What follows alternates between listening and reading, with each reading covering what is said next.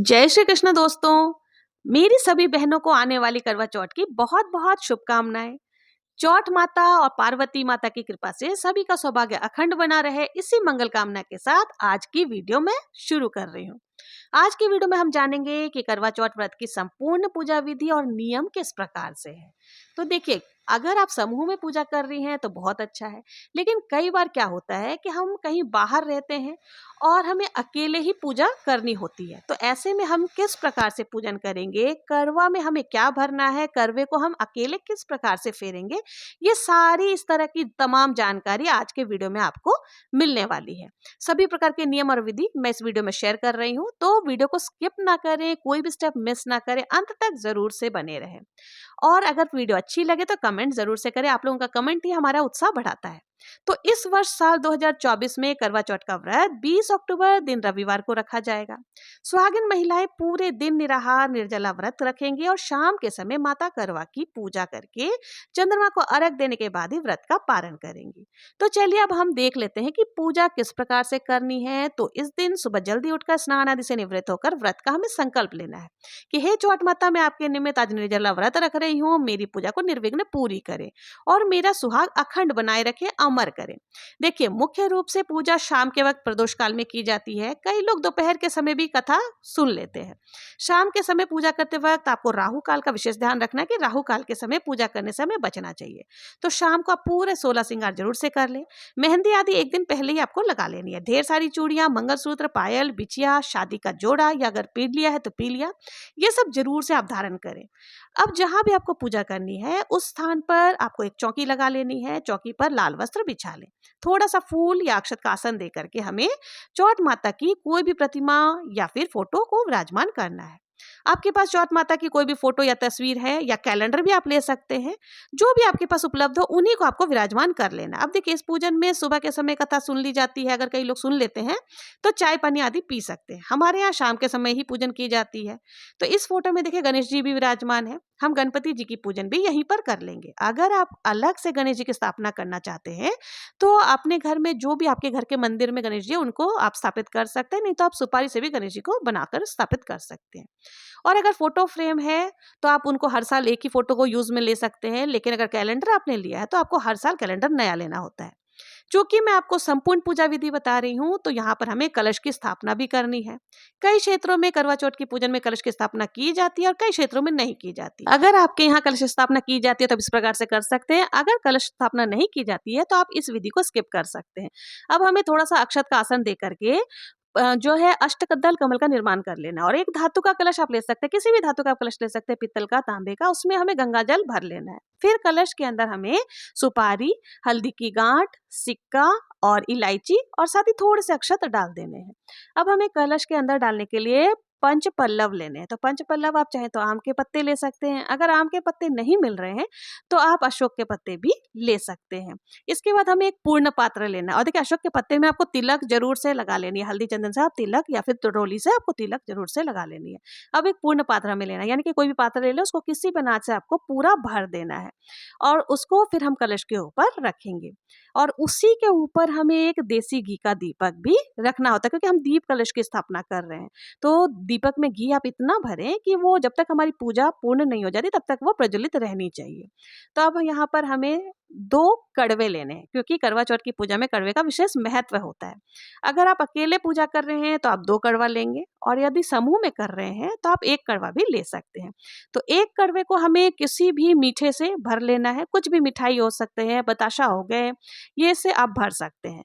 और इसके ऊपर एक हमें ढक्कन लगा देना है और मौली धागा जरूर से इसके कंठ पर बांधना है। किसी भी जो कड़वा होता है, कड़वा को ऐसे खाली नहीं रखते, तो मौली धागा हमें बांध देनी है। और कलश जो कड़वा है, कड़वा के ऊपर जो हम पात्र रखेंगे, ढक्कन रखेंगे, उसके ऊपर भी हमें मिठाई या बताशा जरूर से रख देनी है। और देखिए, कड़वा का जो मुख है ना, वो माता की तरफ होना चाहिए। जो छिद्र होता है कड़वे के अंदर, उसको माता की तरफ होना चाहिए। और देखिए, जब भी आप चौकी का स्थापना कर रहे हैं तो आपको दिशा का विशेष ध्यान रखना है कि आपको उत्तर या पूर्व दिशा में ही बैठकर पूजा करनी है और उत्तर पूर्व दिशा भी चलेगी। अब देखिए, दूसरा कड़वा जो उसे हमें जल से ठंडा करना होता है, तो उसके अंदर आप चांदी का सिक्का डाल सकते हैं। साथ ही अगर चांदी की अंगूठी आपने पहन रखी है तो आप उससे भी अर्घ दे सकते हैं। इस तरह से कड़वे भर लिए जाते हैं। मिठाई वाला कड़वा माता पार्वती का होता है और जल वाला कड़वा हमारा। तो अगर आप अकेले हैं तो 2 कड़वे भी ले सकते हैं। पार्वती माता के करवे से हमें फिर फेरना है, यानी अदला बदली कर लेनी है। तो जल वाले करवे में हम चांदी की कोई भी वस्तु जरूर से डाल लेना है। सिक्का आदि आप डाल सकते हैं। अगर आपने चांदी की अंगूठी पहनी हुई है तो सिक्का डालने की जरूरत नहीं है। चांदी जो होता है चंद्रमा का कारक होता है और बहुत ही शुभ माना जाता है, तो इसी से हमें अर्घ देनी है। अब हमें थोड़ा सा गेहूं का आसन दे करके जो है एक दीपक प्रज्वलित करनी है। तो देखिए, ये जो गेहूं होता है ना, बहुत ही प्रभावशाली गेहूं होता है। इसको क्या करना है, आपको पूजा के बाद संभाल करके रख देना है। जब भी आप कोई परीक्षा देने जाते हैं या फिर कोई इंटरव्यू के लिए जा रहे हैं या कोई भी बिजनेस के काम से जा रहे हैं, तो आपको सफलता जरूर से मिलेगी। इसमें इतनी ज्यादा शक्ति आ जाती है, क्योंकि इसमें हम जब पूजा कर रहे हैं तो सभी देवी देवताओं का आशीर्वाद इसमें आ जाता है। तो आप इस अक्षत को या गेहूं को जरूर से संभाल करके रख दें। अब हमें सभी को भावपूर्ण स्नान करा देना है। तो यहाँ जल के छींटे लगा करके मैं सभी को भावपूर्ण स्नान करा दूंगी और अपने स्वयं को भी हमें शुद्ध कर लेना है। अब सभी को हम वस्त्र स्वरूप कलावा समर्पित कर देंगे। और जो यहाँ पर चौट माता है और जो गणेश जी हैं और शिव जी है, इनको हम जनेऊ समर्पित कर देंगे। तो आप, अगर आपके पास जनेऊ नहीं है तो आप मौली धागा कोई 7 बार लपेट कर जनेऊ के रूप में समर्पित कर सकते हैं। देखिए, इस दिन गेहूं का दान करना बहुत शुभ माना जाता है। तो आप एक कटोरी में गेहूं, यानी कि कम से कम 1 या सवा किलो गेहूं आपको ले लेना। उसमें दक्षिणा जरूर से रखें, उसका फिर हमें दान कर देना है। अब देखिए, अगर आपको कड़वा नहीं मिल रहा है तो आप कोई भी ग्लास आदि ले सकते हैं, उसको ही कड़वा का स्वरूप करके पूजन कर सकते हैं। कई बार क्या होता है, जैसे आप विदेश में रह रहे हैं और आपको वहां पर कड़वा नहीं मिल रहा है, तो आप गिलास से भी पूजा कर सकते हैं। उसी के अंदर मीठा भर करके, जल भर कर पूजन कर सकते हैं। अब यहाँ सभी को हम जो है तिलक लगा देंगे। हल्दी रोली चंदन से बहुत ही प्रेम पूर्वक तिलक लगा देंगे। शिव जी को हमें चंदन से तिलक करना है। गणेश जी और जितने भी फोटो में विद्वान है देवी देवता, सभी को हम तिलक लगा लेंगे। अब देखिए, जो हमने करवा में जल भरा है उसमें हमें 13 टिक्की लगानी है। तो 13 टिक्की आपको रोली से जरूर से लगा देनी है। इसी से हमें चंद्रमा देव को जो है अर्घ देनी होती है। तो ये हमने सभी को 13 टिक्की लगा ली है।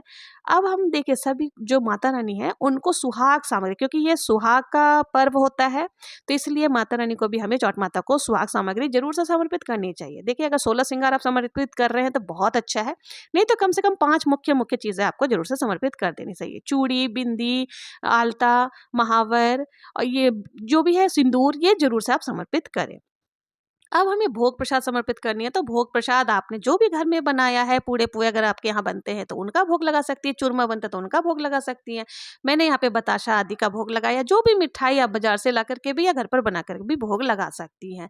तो बहुत ही प्रेम पूर्वक हम भोग लगा देंगे। अब देखिए, ये पूजा में छन्नी का विशेष महत्व होता है, तो आप पूजा में छन्नी जरूर से रखें, क्योंकि इसी से हम चंद्रदेव का दर्शन करते हैं। और एक दीपक आपको रख लेना है।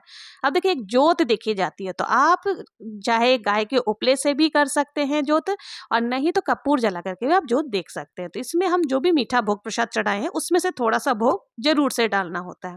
इसके बाद हम जल लेकर के आचमन कर देंगे। 2 बार हमें जल छोड़ देना है। तो इस तरह से जो है हमने जोत आदि देख लिए हैं। अब हमें क्या करना है, देखिए, अलग अलग क्षेत्रों में क्षेत्रों के हिसाब से पूजा विधि और नियम में थोड़ा सा बदलाव हो सकता है। तो आपके घर में जो भी बड़े बुजुर्ग हो उनसे आप पूछ सकती हैं।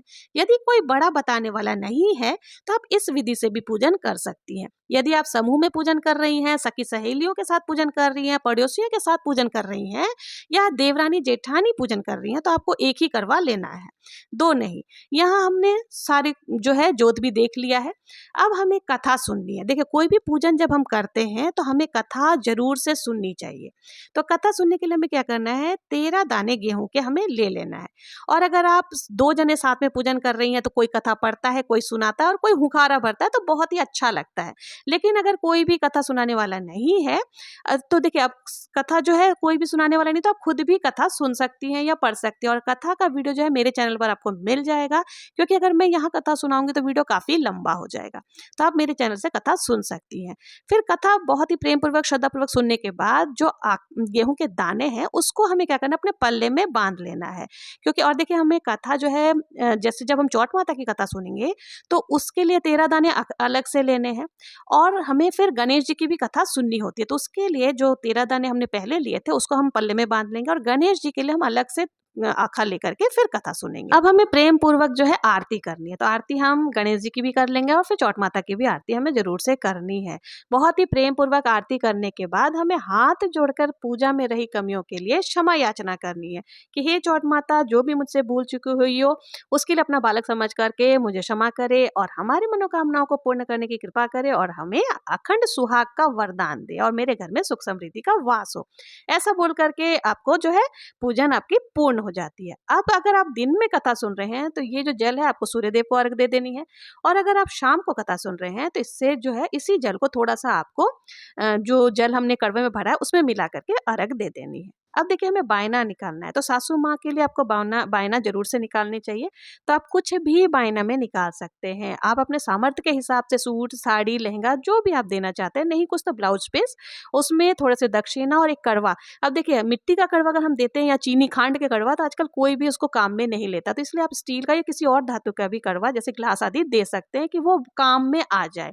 तो यहाँ मैंने सासू माँ को जो बायना देना उसको कलप लिया है। कलपने के लिए थोड़ा-सा हाथ में जल, रोली, अक्षत लेकर के अपना नाम, वार और जिस चीज़ के लिए आप कलप रही हैं, जो भी व्रत त्योहार का उसका नाम लेकर के आपको कलप लेना है। फिर ये आपको पूजा के बाद सासू माँ के पैर छू करके उनको भेंट स्वरूप दे देनी है। अब देखिए अगर आप अकेले हैं तो कड़वा कैसे बदलेंगे? तो आपको कड़वे को सामने रख लेना है, फिर आपको हाथ क्रॉस करके इस तरह से कड़वे बदलना है, यानी कि पार्वती माता के कड़वा आपकी तरफ आ जाएगा और आपका कड़वा पार्वती माता की तरफ आ जाएगा। इस तरह से हमें 7 बार कर लेना है और करवा फेरते समय हमें बोलना है, ले सुहागन करवा ले, दे सुहागन करवा दे।